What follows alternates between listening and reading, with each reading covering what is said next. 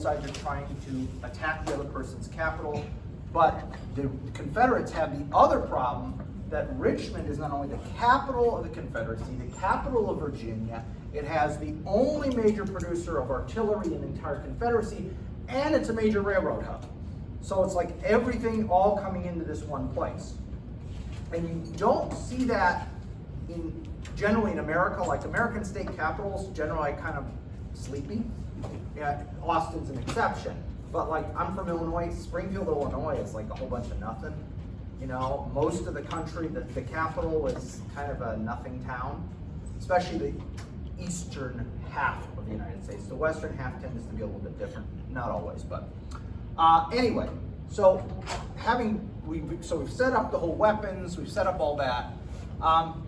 One of the things that will be consistent throughout the war, but especially notable at the beginning of the war, is that the battles are indecisive, okay? So when you take a look at the casualties, by and large, the casualties are not radically different. There are a few exceptions, but by and large, again, especially for the first half of the war, I mean, okay, Bull Run, yeah, definitely that's a Union loss. Can't argue that one. Fredericksburg, yeah. If we had time to go through it, Fredericksburg, it's all about some real stupid decisions by some generals. But with those two exceptions, the casualty totals are pretty consistent, and you consider that the Confederate armies are always smaller, it also makes some of these, you know, kind of almost more decisive than they look on paper.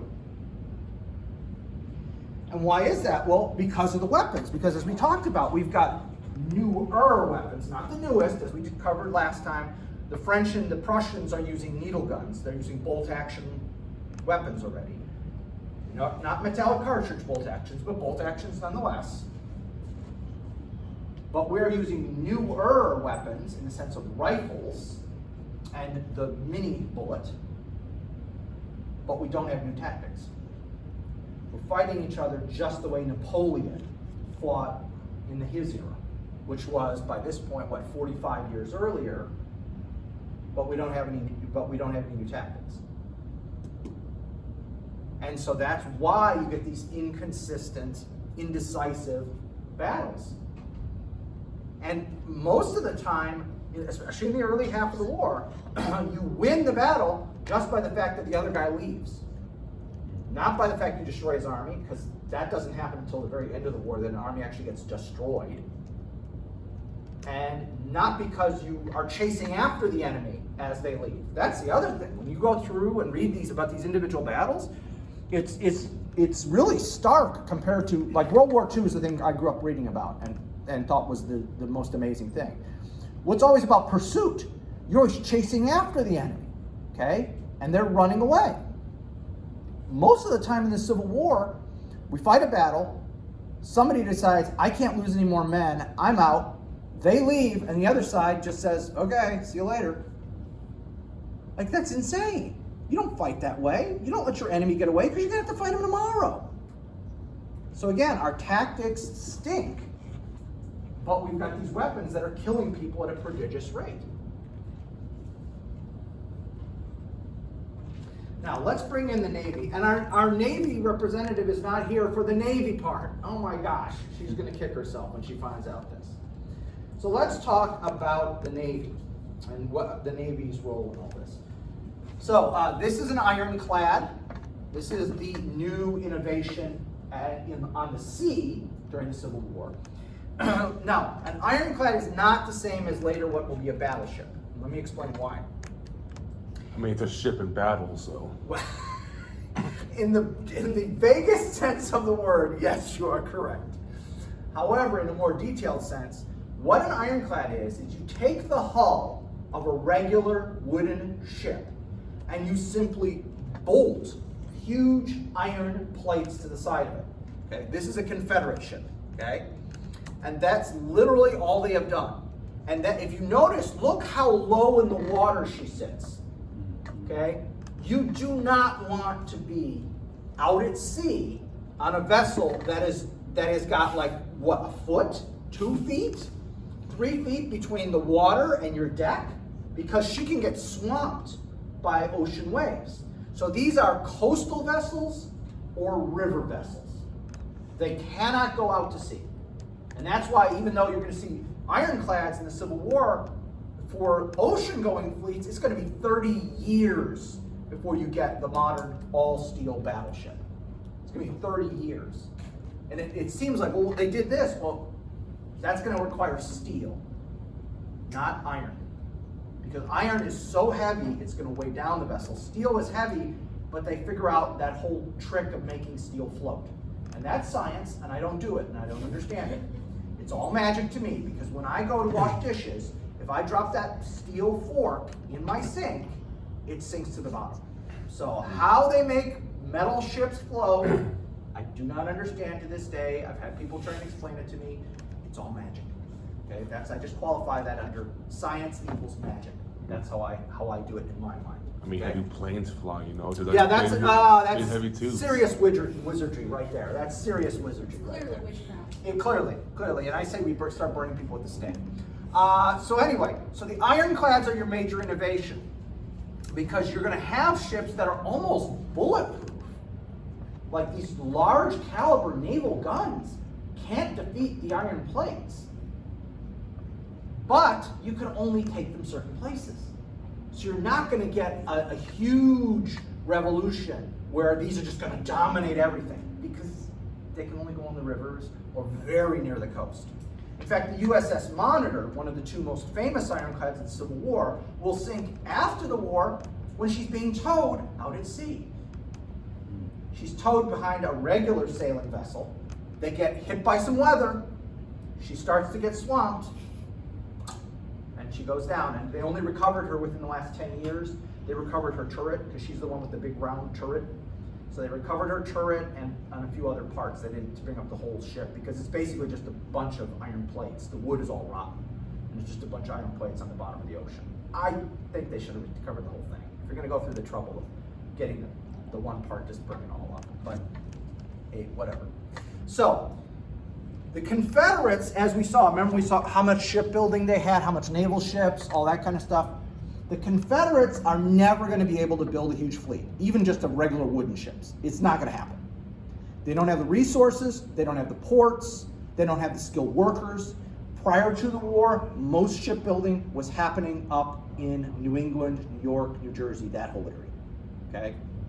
So they're never going to be able to do that. So they have to go to what we call an asymmetric response. So symmetry means the same.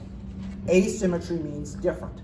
I try to find a method where I can beat whatever you have with something I can actually manufacture or produce or procure or however you want to describe it. I can't build a huge fleet, which is what the Union Navy will do. The Union Navy will just say to every shipyard in the country, start building ships.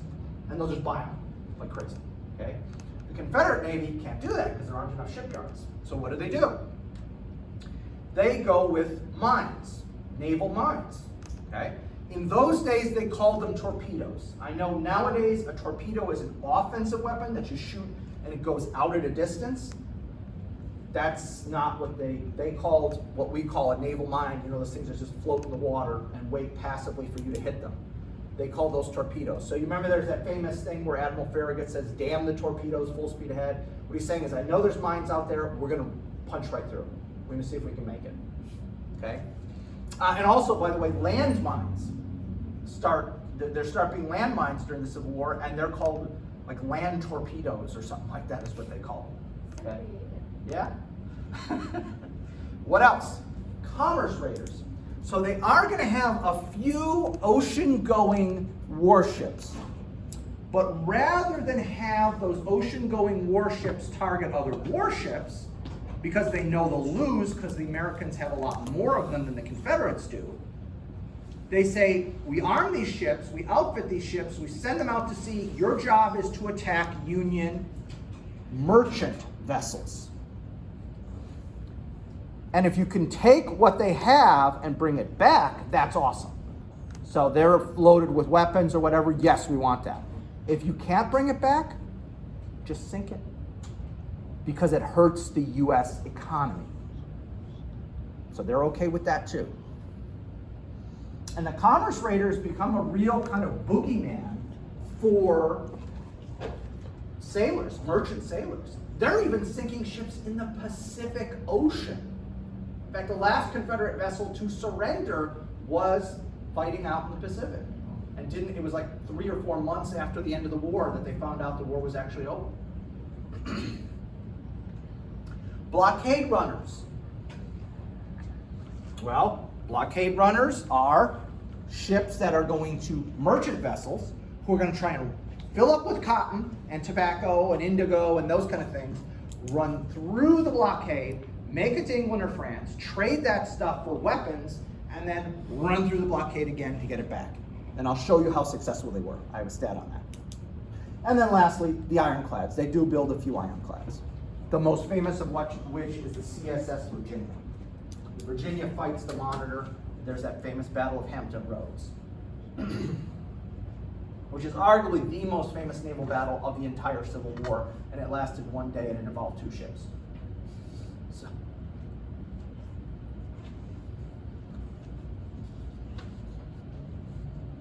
Okay, so let's talk about blockade running. Oh, I'm sorry. Is this when the Navy began using, did they use Norfolk as the sort of Navy port? Norfolk is actually originally in the Confederate hands. And then during the war, that it will be captured by the, and then become a major. But Norfolk was already a big Navy center, either merchant or military, and it just becomes more so as time goes on, because it's a really good location. The coast has good harbor and stuff. All right, so let's talk about the blockade runners. Now, the ships that are running the blockade are privately owned. They do not belong to the Confederate government. This is you as a private ship owner saying, I'm going to load up my vessel with cotton and tobacco and indigo, and I'm going to run the blockade, try and make it out, go sell the stuff, try and make it back in. All right? Why would you do that? Well, profit. There's no other reason to do it except profit. So you're risking, I mean, yes, there are going to be people who own multiple ships, but usually we're talking, especially in the South, smaller ship owners. Like in the sense, not the ship is smaller, but like I own 1 ship, maybe 2. Why am I going to risk losing my ship that might be my entire wealth basis on this? Well, what can you get in 1 blockade runner? Okay, this is the cargo of a single blockade runner in 1861. Now, how do we know this? It was captured. It was captured by the Union Navy. Now, the way the rules worked in those days, and the Navy really wishes it worked this way today, is when you capture an enemy vessel, a merchant vessel on the high seas, you bring it back to port, the vessel and its contents are sold at auction, and all the sailors on board the capturing ship get part of the profit. So half of it goes to the US government, and then they divide it by rank. So the captain gets the most, and then da-da-da-da-da-da. Okay? So this can be very lucrative. More successful you are at capturing blockade runners, even as a common sailor, you can make some serious money off this. All right? So what is on 1 vessel? This is just 1 vessel. 11,000 rifles. And I remember the first time I saw this stat, and I'm like, how is that even possible? That's accurate. 11,000 rifles. Imagine being pulled over trying to explain that. Yeah. Your officer, I'm on my way to the range. You got 11,000 rifles. Well, I'm doing a lot of shooting. 500,000 cartridges.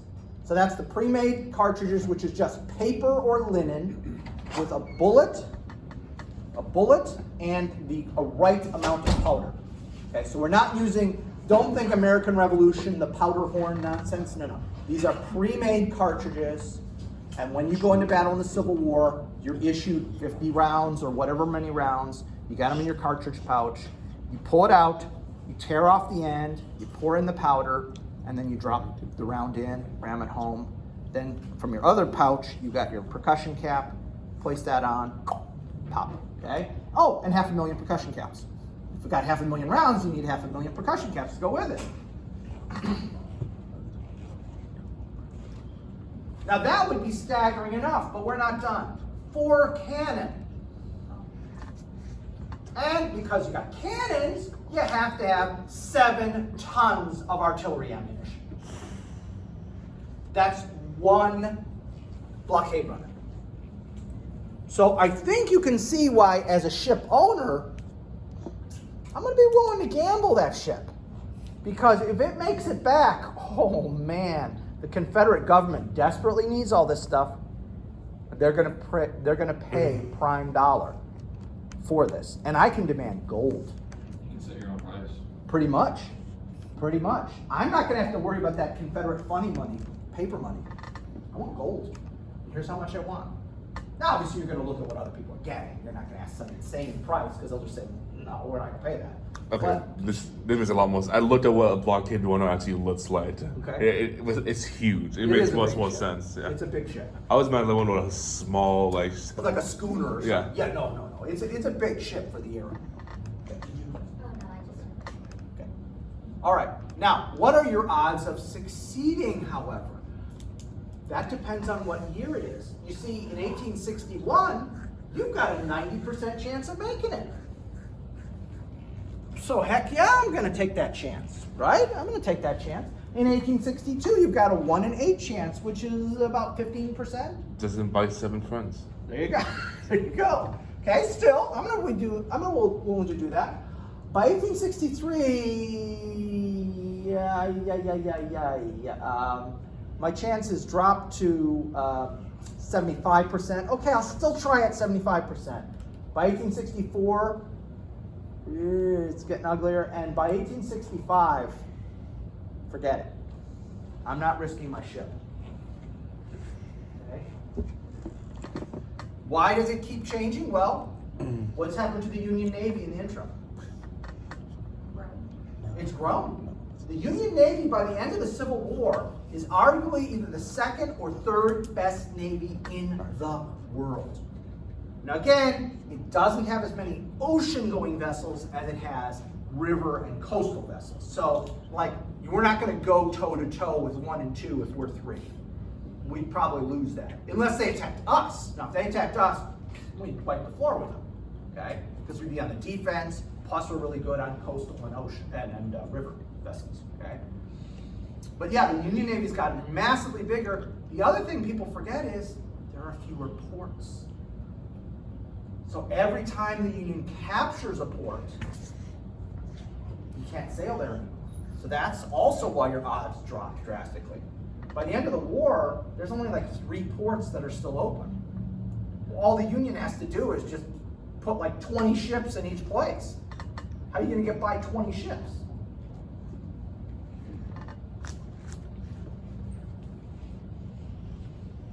So again, the Union Navy, their biggest role is blockade running and river fighting. And they are pretty crucial to a number of the river fights. Capture the Mississippi, capture the Ohio, several of those rivers, okay? But there's not the big, like World War II style naval battles. That doesn't happen. That doesn't happen. There's the Ironclads fight, and there's one other fight, the CSS, what is it, Kearsarge versus it's the only big ocean-going battle. It's the Kearsarge versus the, man, I'm freezing up. I can't remember the other one. So there's 2, they fight off the coast of France. And in fact, it's so close to the coast of France, people are literally watching it from land through binoculars, this battle between these 2 ocean-going vessels. But that's it. There's like 2 big battles, and the rest is kind of boring drudgery that you just have to get through. Okay? So, I forgot to make a change, so hang on a second. This slide is supposed to be here. And there. Okay, so let's do this. Steam power. Let's talk about steam power. Okay. Steam power is one of the essential ingredients in the Navy, because now most naval vessels, at least as a backup, have a steam engine. Okay? Now, those ocean-going vessels are relying on sails. Okay? They're still relying on sails. That's their main mode of transport. But when they get near a coast, they drop their sails, or raise their sails. I guess you raise the sails? Yeah, you don't drop them, you raise the sails. And then you turn on the steam engine, and that's how you get into port when you're close to port. Okay? So, what should we talk about here? Well, this will, steam power in general, not just about the Navy, but in general, expands how we see a battlefield, how we see warfare, fundamentally. It makes it more difficult to achieve decisive victory because it's so much easier for one side to resupply themselves or to move an army or to retreat. And so the kind of decisive battles of the Napoleonic era, you don't get, and steam power is one of the reasons you're not going to get those, whether it's out at sea or whether it's on land, because it gives you so much advantage. It gives you so much ability to do things you couldn't do before rapidly, and that's the key thing. Not just to be able to do things you couldn't do before, but to do them rapidly. Please. Do currents still face a factor in any of these? Yes, I mean they do. And to this day, there are shipping lanes. And when you ship something, you know how the ocean currents work. I do not, but you know those kinds of things. And you go through the shipping lanes. Because even nowadays, with ocean-going vessels, these huge container ships that have massive engines, they can add several knots to your speed, just going within the mid-Atlantic current, for instance, or there's a Pacific version of the mid-Atlantic current. I assume it's the Pacific current. But yes, it can affect, absolutely. And they will still use it, which is good and bad. It's good because you can add speed, but it also means since ships tend to go in certain places, this is why in our disagreements with China, and you know how China's starting to spread their influence over that the kind of southwest Pacific area, how they're trying to kind of block off and make those artificial islands, you've probably seen that. Well, that's because they know where the ships go, and they want to be able to basically have like toll booths in essence set up. Like, oh, you want to come through here? Well, you're gonna have to pay for it. Okay, so that's how they're trying to. They're not stupid. They're taking advantage of these currents and things like that. Absolutely. I was reading an article that they had like overfishing, like around like a lot like South American countries, like they're the largest fishing consumers like in the world. Yeah, and they won't abide by the agreements that other nations have met. yeah, and they're lying about how much they're actually fishing. Absolutely. Like, you know, the Canada and the United States have got all these agreements about North Atlantic, you know, because the cod used to be just you threw a net in the ocean in the North Atlantic and you pull up cod, and then they were on the verge of being like extinct and all that crazy stuff. But yeah, China doesn't care. They don't care. They just do whatever they do and deal with it. That's kind of their attitude. They're single-handedly the result. They are responsible for the Right, right, and a number of other things. I mean, that whole garbage thing in the in the Pacific, you know, those garbage patches that are in the Atlantic, Pacific. I keep saying Atlantic. Pacific. They did. I just saw it was in a prominent magazine. You know, this wasn't a political thing. The biggest two polluters were India and China. Like it was something like 25% of that garbage was from China and 21% from India. Probably due to their massive population. And not having proper Yes. recycling and, yeah. I saw a documentary about the Ganges River. Genghis. Ganges, thank you, Ganges, there, They Ganges. show the water The river's so leaving close. in that sense, where it's super clear, and then as soon as it enters the new cities, it will go up and it's just. Well, that's because people bathe in it for religious You know, purification like or whatever. the Yeah. textile, and Russia, the CNN just did a report last week that the Russian Arctic Circle pipeline is leaking. It's just The spewing Nord oil. pipeline. Yeah, the They've Nord known pipeline, about it yeah. for a year and a half and they haven't done anything. Yeah, I saw that this morning, three major leaks. So, God knows how much oil is just pouring all over the place. Or is it natural gas? Gas. That was a gas. Yes, yes. Which is even more dangerous. Let me have a cigarette. Anyway, so we're back to steam engine. All right. one of the things that steam engines do is nullify a concept called interior lines. Let me explain what that is. Interior lines, and here's a rare occasion where I'm going to write something on the board. Okay. Interior lines are the idea that, all right, the enemy has got, okay, I guess I'm not going to use that one. That's, yeah, why Dr. Robinson left. So this is your defensive position, and you've got strong points along here, right? So this is, you're in the defense, okay? So interior lines is the principle that the distance between your the two extreme ends of your defenses is shorter than the extremes on this side. So you can move troops more easily back and forth on the defensive than the other guy can on the offensive. That's the principle of interior lines. Well, now that you've got railroads, if we're talking a major front, not just a little battlefield, but we're talking a major front, I can now just as quickly move my guys because I've got railroads. Okay? And we're going to see that really play out once by the time you get to World War I. That'll go a long way to explain the inability of anybody to achieve decisive victory in World War I, is that interior lines are completely nullified. You can never completely use that anymore. But the downside is it tethers armies to railheads. So maneuver as we think of it in the modern day, where you could maneuver anywhere, anytime, any place, is also not as believable at this time, because you have to have a rail hub, and you have to have that rail hub move the supplies from the rail hub to your army. And the further you go from that rail hub, the more tenuous your link to your supplies gets. Now, we'll talk about how the U.S. Army will try to negate that on their own, and they do a pretty good job, not perfect, but they do a pretty good job of solving this problem, okay? But it is another issue. Once you get to the internal combustion engine and off-road vehicles, that stops being an issue, because you can now load things on trucks. That'll start in World War I, but that really won't fully take effect till World War II. Now, trains are still more efficient, okay? To this day, like one of my pet peeves is the way the American train industry has just basically died. The only thing trains transport now is like big bulk things like coal and stuff like that.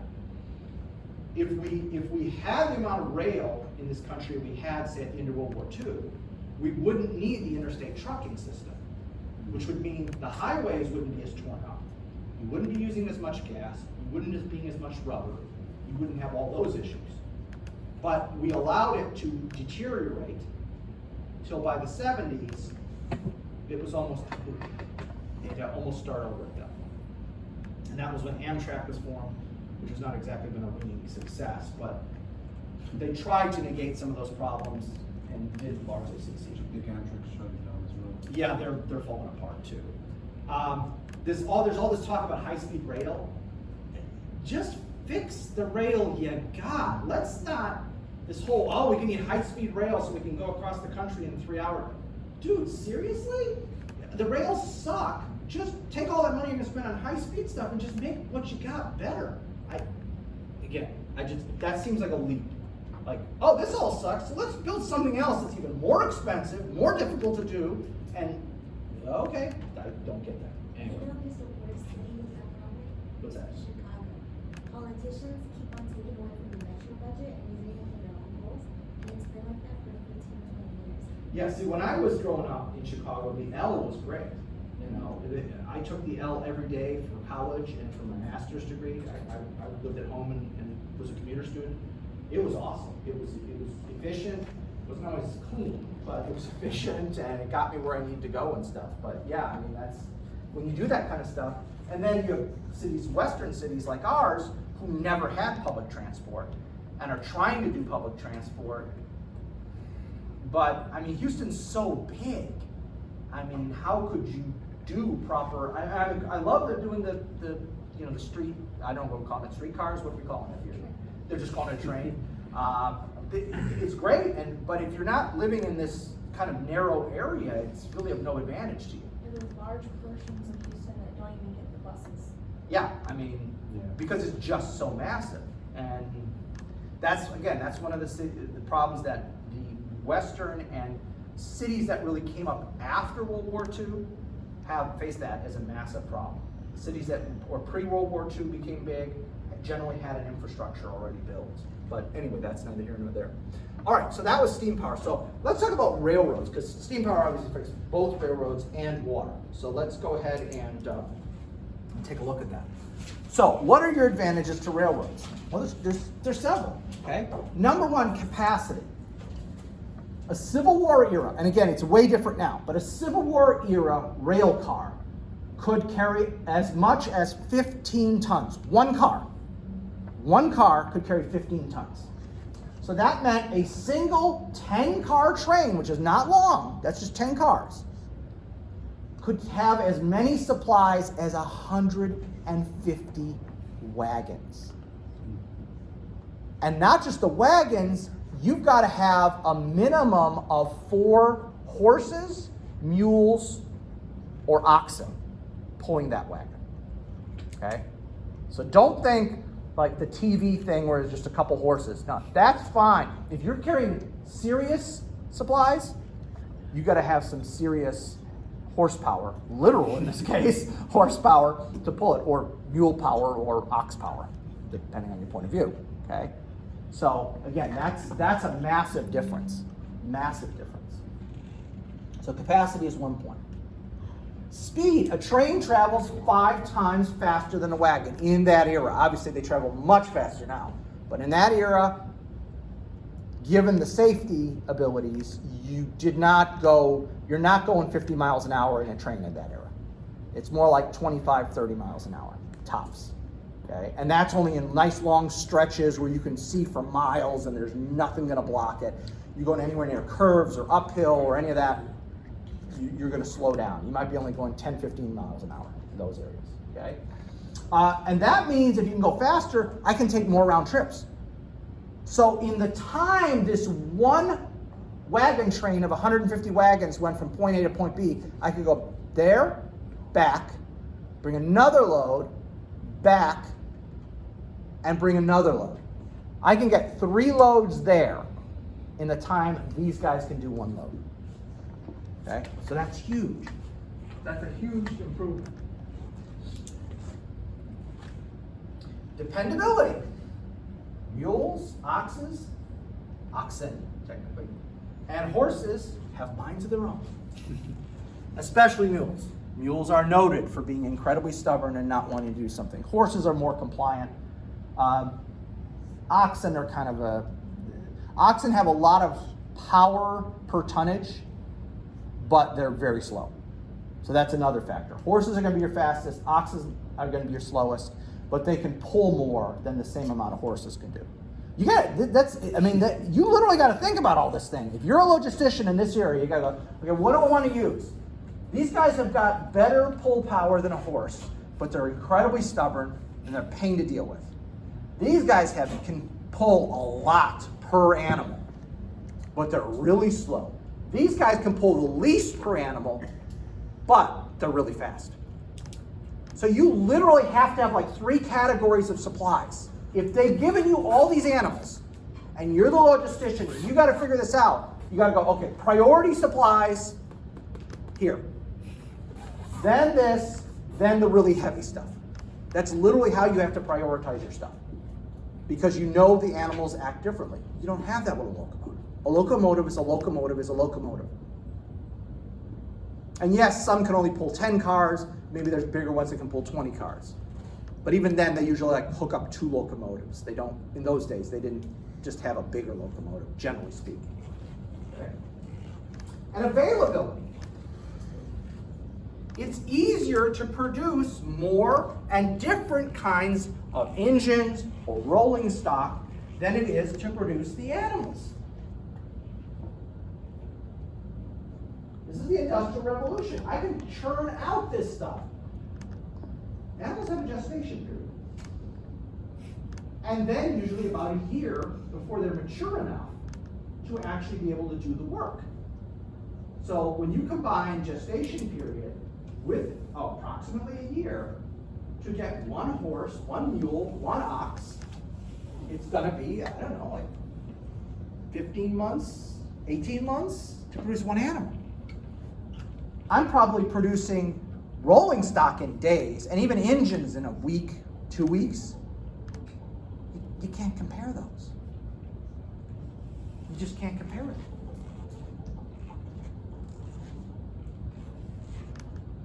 And I point out also that animals actually require more supplies to keep them going per tonnage than trains do. But they're so cute. I know, they're beautiful. I regularly interact. I have a friend who owns 2 horses and 2 donkeys, and they're sweet animals. And I frequently go over and we feed them, and my girls interact with them. But again, I would not want to rely upon them for me to get to work every day. There's the one horse is basically a spoiled prima donna, and the other one just doesn't like humans. And the one donkey is so tiny, I think I'd break his back if I sat on him. And the other one's really stubborn. So yeah, I'm not taking that choice. Okay, but yeah, food-wise, I don't have stats in front of me, but food-wise, it's a massive difference. The amount of hay and oats you need to keep these animals going versus the amount of coal you need to keep, coal and oil that you need to keep a train going, not even close. Oh, coal and water. They don't use oil yet at this point. It's coal and water. Water for the steam, coal to get it hot. It's huge. And coal and water don't spoil. Well, I mean, they could, theoretically, but not really. Like, it's not drinkable water, that's okay, we're not drinking it, we're using it for steam.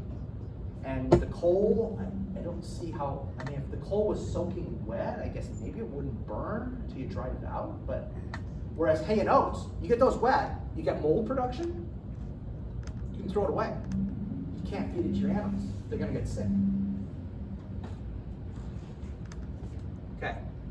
How about water transport? Because as we talked about several times, water transport is also key here. I would say there's 2 big advantages here, okay?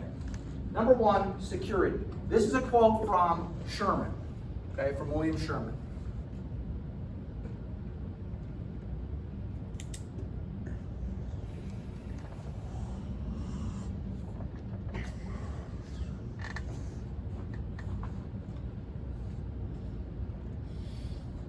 I think he's spot on. You could get some saboteurs in there, pull up a couple rails, and you can derail a whole train. It'd be pretty hard to stop the Tennessee River.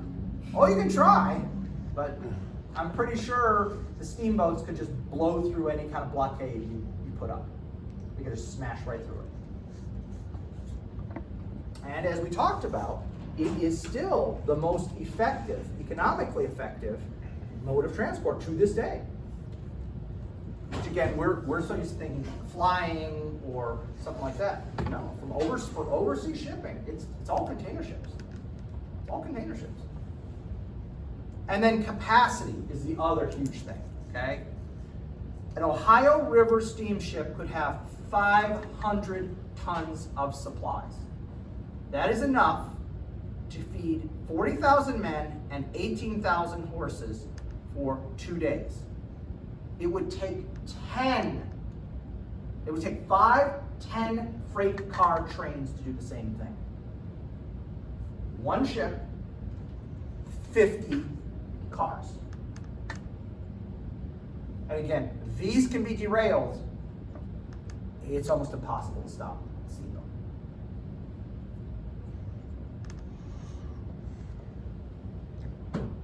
So again, water transport wins on this one. So again, if you're ranking it, ground transport, your least desirable. Railroad, your second. Water, your first. And I would argue right now, there's only one other category we could add to that, and that's air. And air is more efficient and quicker than all 3 of those, but it's also the most expensive. So I don't know where I'd rank it. It would really, you'd have to really crunch numbers to decide where would that rank If it 1, 2, 3, 4. Okay, it certainly beats ground transport. It's dicey whether it beats rail or water. I don't think it beats water. If I'm personally doing this, I'd say water's number 1, and then either rail or air is number 2. And that's really depending on speed and cost. Do you need it really quick? And if you need it really quick, I can do it, but it's really expensive. Whereas the railroads will get it to you slower, but much cheaper. So that's a real toss-up.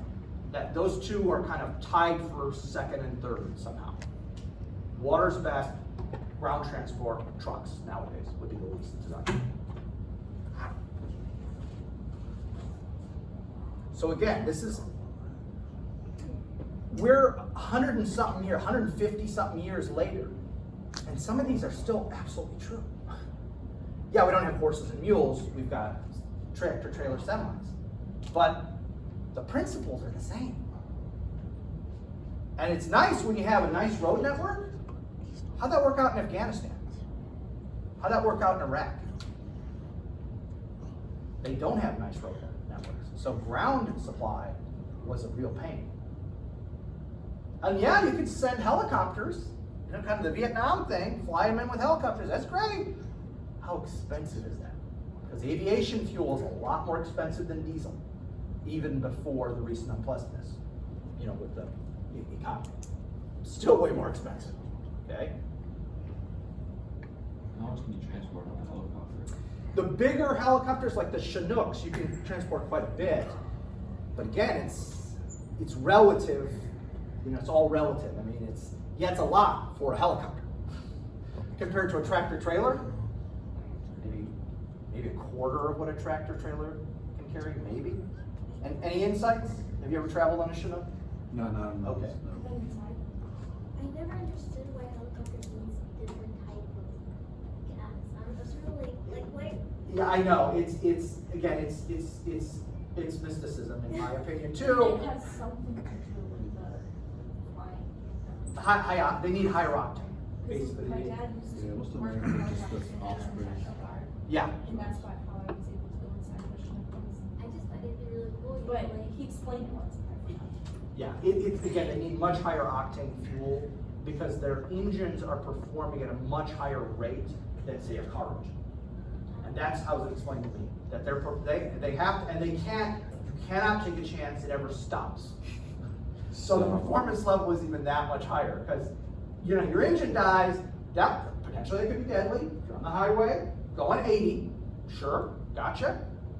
But most of the time we're not driving on the highway at 80, we're driving at 35 on a side street. And if it dies, it's inconvenient. People are honking at you and yelling expletives at you, but it's not life-threatening. In the air, it's extremely life-threatening. Especially with a helicopter, because planes can theoretically glide. Helicopters do that auto rotation thing, which that's another mystical science thing. Please. So what, they need this premium, not that? No, I mean, what we consider like premium gas isn't even close. Number one, no ethanol.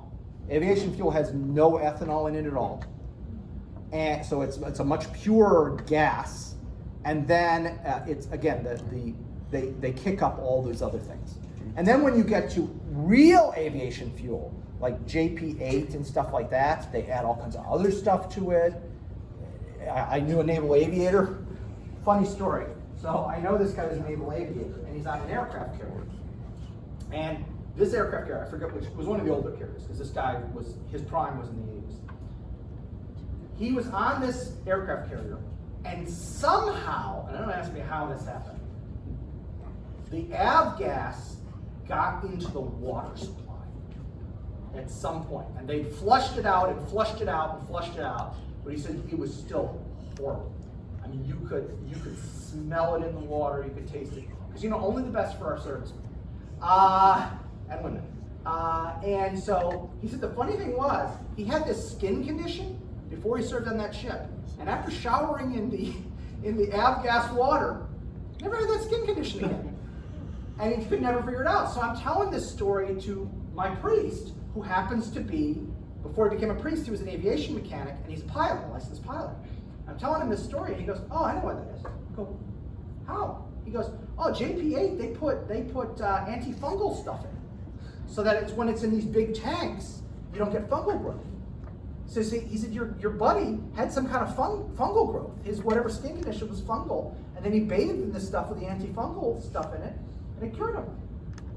And so I emailed that to my buddy, and he goes, he's right. He goes, you're right, they do put antifungal stuff in JPA. It's like, why didn't I think of that?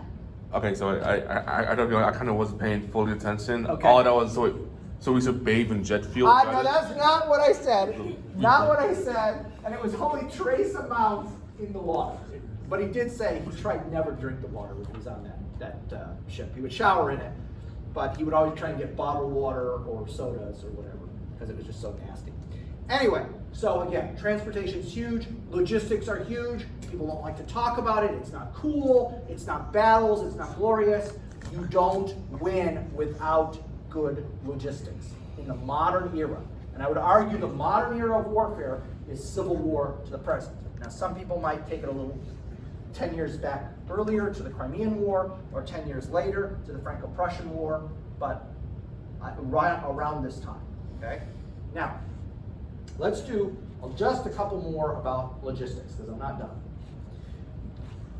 A soldier required, according to the standards of that era, 3 pounds of food per day to survive. That doesn't include water. That's just food.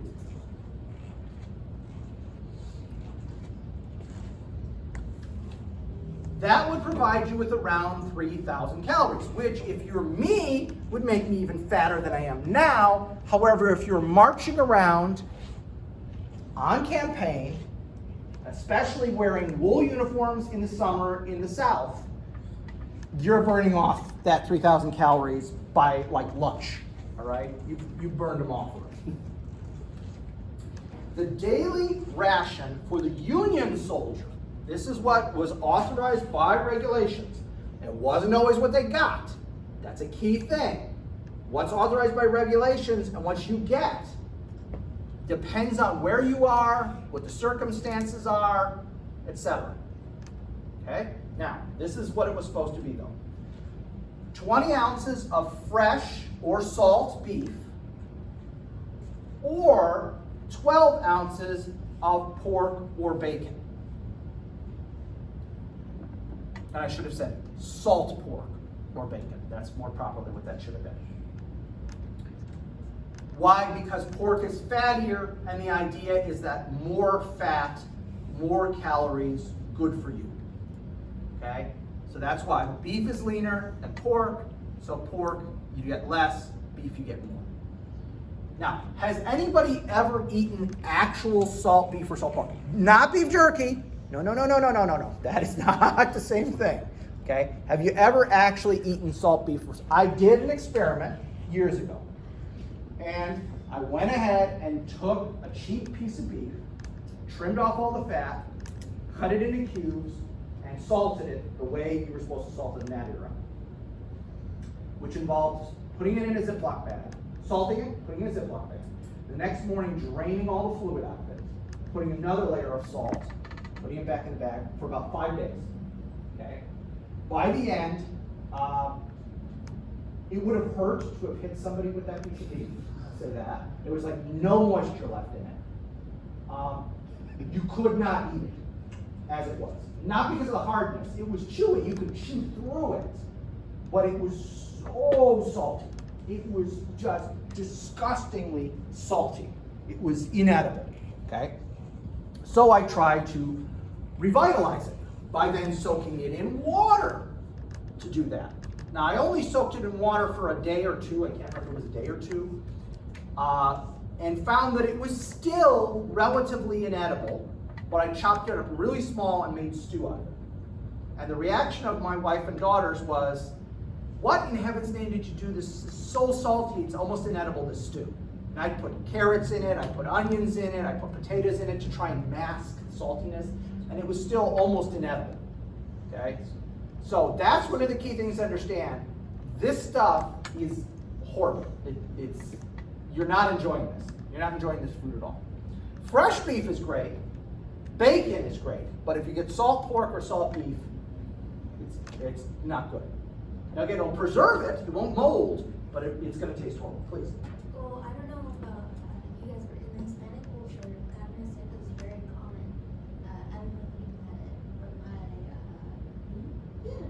We were, yeah, but our, Carne asada?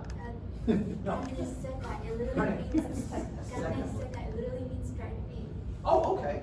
They, Okay. they salt it and then leave it out to dry in the clothesline, out Oh, of the sun. wow. And it's actually good. It's probably not as salty as this, I'm thinking.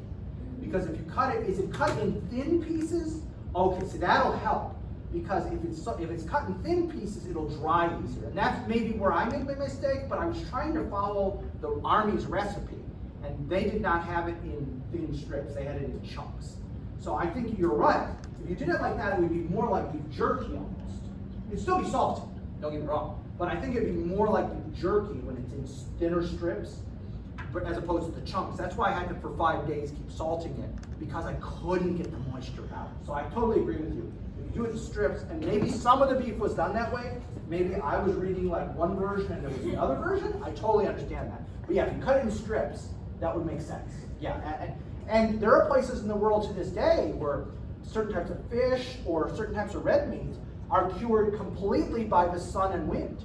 There's so, like in Scandinavia, for instance, when the traditional way, not nowadays it's all industrialized, but when these villages where they still do the traditional fishing, they catch the fish, they bring them in, and they go ahead and they have this way, I saw a video on it, where they'll like split the fish in half and then just pull out the spinal column and everything, and most of the bones.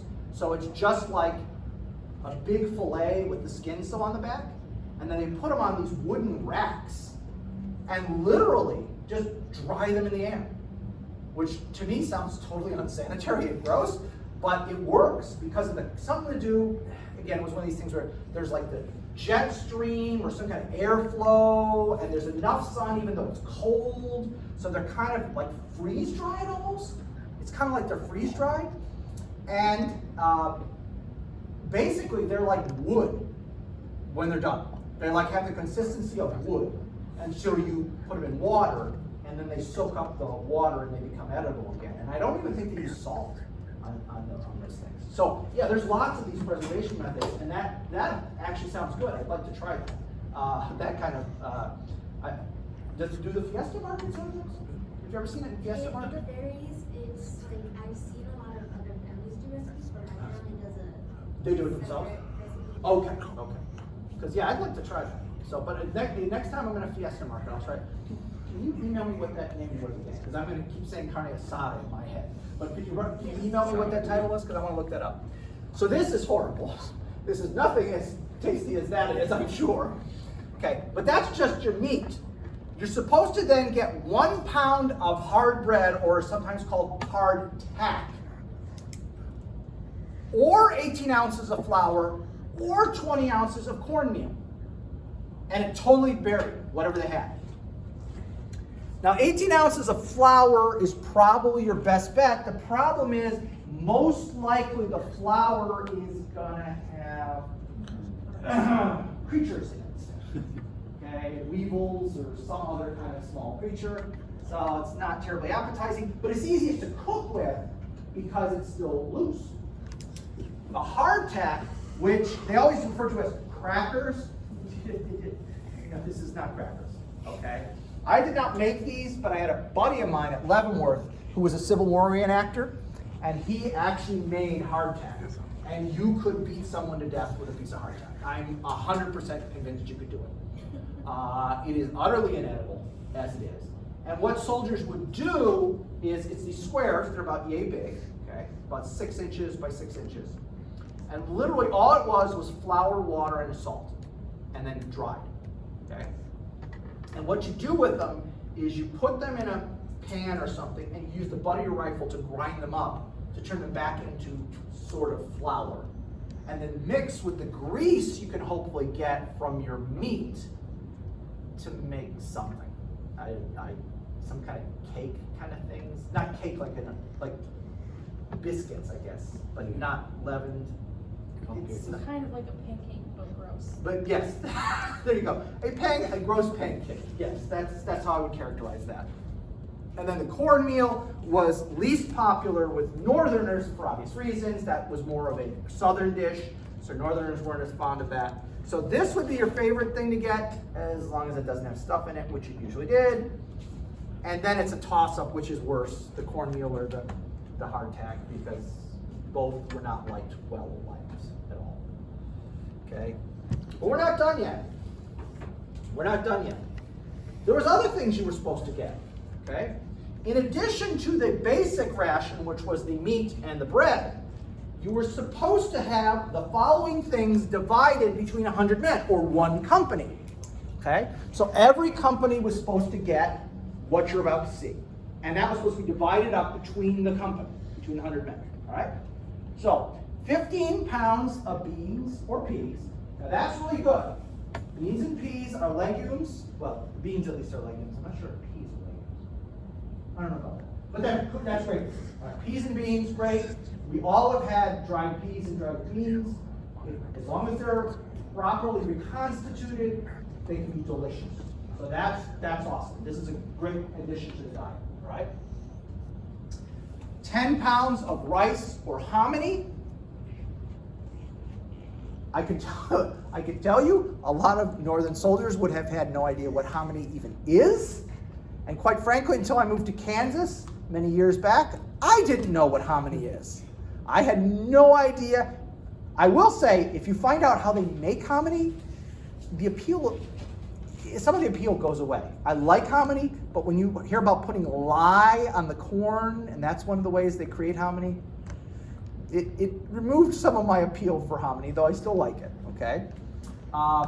And sometimes that's hominy in the form of hominy, sometimes it's grits. So it depends on whether it's actual hominy or whether they've minced it to make grits, because that's, as you know, hominy is just grits before it's been minced. So it's, or rice. And again, rice was not a big staple of the northern diet until after World War II. And I know this because of advertising. In the 1940s and 50s, the American Rice Council, or whatever the heck they call themselves, started doing this big publicity trying to get people to eat more rice. Many of their ads would be considered patently racist in modern context. One was touting the dietary effects of, like you won't get overweight if you eat rice. And the tagline was, "Have you ever seen a fat Chinese?" That was the tagline to the American Rice Council's ad campaign, which is, again, patently racist by our standards, but it shows you that in the northern diet, rice was not a staple until after probably the 60s or 70s. You really don't see it. And I know growing up, we didn't eat much rice. It was potatoes. But I am Polish, so Poles love potatoes. You either eat it as potatoes or you eat it as vodka. It doesn't matter. It's just potatoes. Anyway, so hominy or rice, 10 pounds of green coffee, or 1.5 pounds of tea. Nobody wants the tea. Americans liking tea is a very relatively recent thing. Now you've got these people who are so into tea. My wife will drink pretty much any hot beverage with caffeine, so she really doesn't care. But tea is now a very big thing. But in this era, tea is for English people. Who drinks tea? Now the problem with the coffee is it's green, which means you have to roast it. And roasting coffee is not easy. If you don't roast it right, it either is still green when you grind it, which means it's going to taste terrible, or you overcook it and you burn it, which tastes terrible. So they're kind of screwing the soldiers either way. You either get tea or you get coffee that's most likely going to taste terrible. So I think the reason they didn't roast the coffee beforehand is roasted coffee then goes stale. That's why when you get coffee, it's in a vacuum sealed tin or a vacuum sealed bag when it's been already roasted, because otherwise it goes bad. Whereas the green can't go bad because you haven't roasted it yet. I think that's the rationale. 15 pounds of sugar. Wow, divided by 100 guys. Wait, I gotta do math in my head. Hang on. Is that 0.15 pounds per man? Or is it 1.5 pounds? Somebody get a calculator. I don't do math. What is it? Is it 0.15 or 1.5 pounds per man? Which one is it? You can't figure out it. I think it's 0.15. So less than 1/4 pound per man. So I don't know how many sugar packets that would be. But a pound is a lot of sugar. So That's not a bad amount of sugar, I don't think, 0.15 pounds. That doesn't sound that horrible.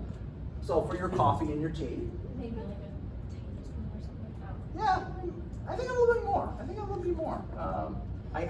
I normally answer these questions at home by going, Alexa, how much is, but Alexa's not here, so I can't do that. 4 quarts of vinegar. Now that one might surprise you. Vinegar was very much used in the 19th century. Do you find the answer to the previous? So it's 0.15. It is 0.15. Okay. But more importantly, I believe it's 108 and 0.75 teaspoons to a pound of sugar. It's 108. Well, teaspoons- 109. That's right. 109 teaspoons to a pound. Yeah. So 0.15 is roughly divided by 8. So that would be, that's like 12 or 13 teaspoons. So that's actually not a bad amount of sugar if we're doing the math right, which is a big if at this point. Okay, but yeah, 12 or 13 teaspoons is a decent amount of sugar every day. In fact, that's probably more sugar than we should have. We all drink more than that because we're drinking in our sodas and stuff and don't pay attention, but 1 teaspoon per cup of tea, that's like 10,000 cups of tea. yeah, well, there you go. So vinegar was used as a flavoring in a lot of circumstances in the 19th century. In the 20th century, it's kind of gotten out of use. Vinegar can also be used as a disinfectant. My wife's big into using non-chemical disinfectants, so we always have multiple huge jugs of white vinegar in the house as a disinfectant. So that's actually very useful either as a flavoring or as a disinfectant. They would understand that putting vinegar or alcohol on something prevented infections and stuff. They don't understand why. But the idea has already started to come out. A guy named Thomas Lister, a British, I'm not making this up. I see you smiling back there, but Thomas Lister, a British surgeon, figures out that if you sanitize before you operate, that's how he figures this out, there's less instances of infection, and yes, Listerine will come from his name. I don't remember if he personally had anything to do with it or if somebody just capitalized on his name. But Listerine, the idea of a disinfectant, that idea is out there, but it's still a radical idea. So during the Civil War, every one of these guys is not going to go, oh, vinegar, good, I'm going to keep some of that as a disinfectant. Like maybe 1 out of 100 guys might know about Lister and want to do that, okay? 3.75 pounds of salt, definitely need that, because again, we're used to an era in which everything we eat has been pre-prepared, canned, whatever, and it has already more salt than we need. In fact, I can't stand fresh or frozen vegetables because they taste, to me, terrible, because I was a kid of the 70s and 80s, everything was in cans. Like, fresh green beans, to me, just taste terrible. Because there's no salt. Because I'm used to eating green beans that were soaking for months in salt water, right? So to me, when my wife will make fresh green beans, give me the salt. Douse in the salt. But again, that's one of your main seasonings in this era. Salt and pepper. Only 4 ounces of pepper for 100 guys. So basically, each guy is getting a little dash on the top, and that's what he's getting for that day. Why? Pepper overly expensive? Yes. What we eat today is not real pepper. This is something else I discovered recently. When you buy pepper in the store, if you're just getting the regular version, you're not getting like the high-end version, it's actually another plant that mimics the flavor of real pepper. The real pepper is still very expensive because it only grows in certain places, evidently, as I understand it. And so that's why, again, I saw this article that explained it, and maybe it was wrong, but that's what I understand as to why it's so cheap now and why it was so expensive. Please. Just like bananas. What we're eating now is not actual bananas. Right, they're this weird mutant fruit that is genetically unable to reproduce itself. So if every human on Earth died tomorrow, within 6 months to a year, all of what we consider bananas would be extinct. And that's one of the problems horticulturalists, if that's the right word, horticulturalists would have, is that if there's ever a disease that targets our kind of bananas, I'm not talking about the little red bananas or plantains, I'm talking about the bananas that most of us eat. If a fungus or a disease ever targeted that one thing and wiped out that strain, like worldwide banana production would just poof, go away. Because we're all using plants that cannot reproduce on their own. It's actually humans splicing and doing all kinds of weird stuff that allows the bananas to reproduce. You can ask me a question. Okay. Yeah, I know, it's crazy. But yeah, it's some weird this is not genetically modified. I'm not talking about that. This is old-fashioned splicing and doing stuff. But yeah, there's some kind of Franken banana. What we eat are Franken bananas. And if you've ever seen there's been a couple really good, the internet can be good for some stuff. And one of them is really good, is this whole thing where they showed what these certain foods looked like 500 years ago, and so what they look like now. Like corn. Yeah, if you go back to before the Mesoamericans cultivated, corn would look like wheat. It looked like a wheat stalk. Carrots used to be purple. Carrots used to be purple. Lie to my boy. Yeah, I know, we haven't. We haven't. Carrots are still purple in Europe. Right, in some places. New variations. Yeah, the Dutch are the ones who made them orange because it was a rare genetic thing. Like, certain hair colors are rare, certain eye colors are rare. So there were, once in a while, you'd get carrots that were orange.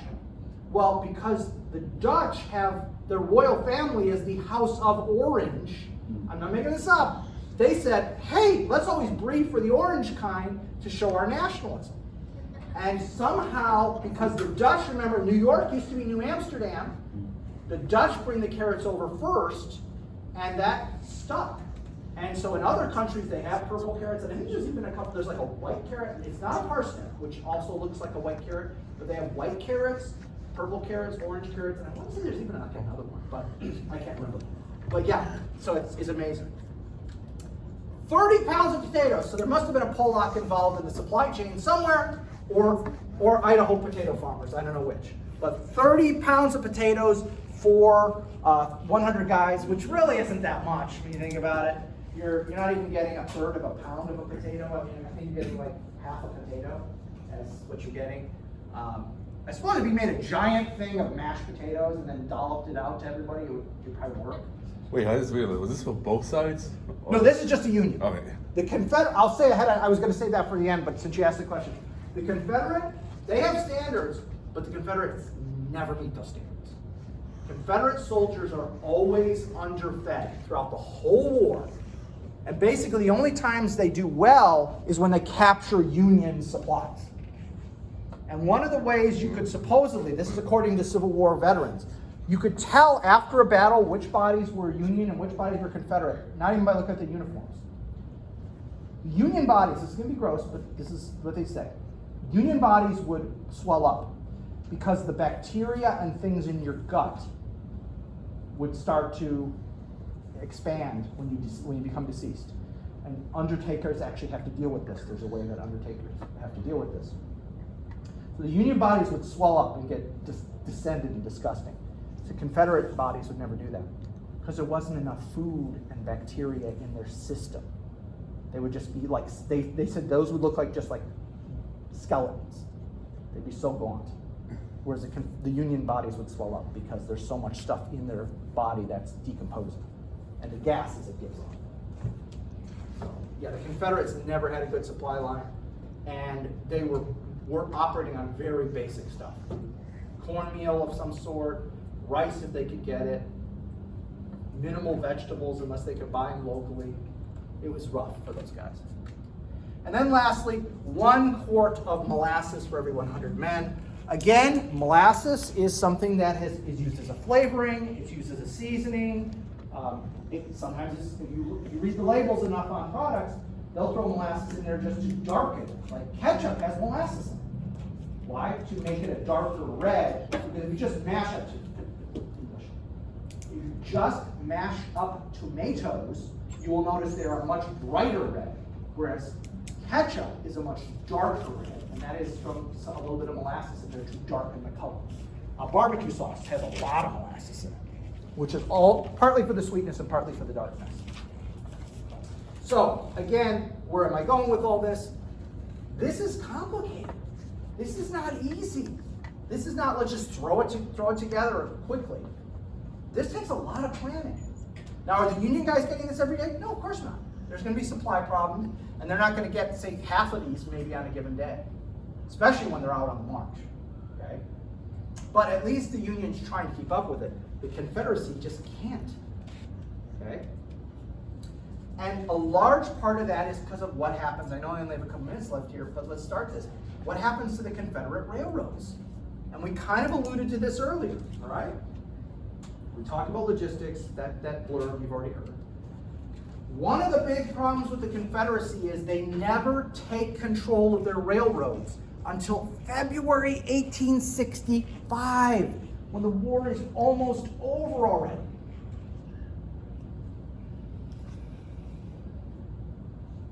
They say we're all for free enterprise.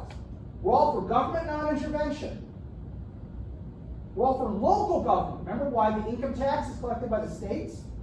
And who knows how much they're siphoning off before they give it to the federal government? Okay? Same thing here. Why can't I touch that? That's a private enterprise. That's a private business. That's illegal. We can't do that sort of thing. You know how the Union handles that? President Lincoln creates something called the USMMR. USMRR, United States Military Railroads, part of the United States Army. And if we need to go from point A to point B and there's a railroad there, the USMRR approaches the railroad owner and says, we're going to be using your rails, we need transport, we need all this stuff. If they block, the U.S. Army just confiscates the railroad. Does whatever they darn well please with it. The company then sues them in court. And every time the company wins, because what the government's doing is illegal. And Lincoln knows it. But Lincoln's attitude is, I need it now. I'll pay the settlement. And every time he loses, and every time he pays a big fat settlement to the railroad company. But here's the thing. When it's over, the United States USMRR actually makes the rails better. Because they usually lengthen the amount of track because they need to go further than your previous stopping point. They improve the rails because they have a better quality of steel and stuff iron they're working with. And so it's a bonus for the company. The company doesn't have to run the railroad for 6 months, a year, whatever it is. They sue in court, they get a big fat settlement. All their lawyers get paid off, they come up with a nice big chunk of money, and when they get the rails back, it's actually better than it was when they started. And Lincoln says, I don't care. I know I'm going to lose in court. What I'm doing is illegal. But you know what? I need to move my army from point A to point B right now. Not 6 months from now, right now. So I'm going to do it. I know what I'm doing is illegal. I'll suffer the consequences. The government can do a big fat check. And the Confederacy, this is the irony. The Confederacy says, well, no, we can't do that. That'd be illegal. And they're right. And Lincoln knew it was illegal, but I need it now, I don't need it later. And we'll pick up from here next week. You guys take care.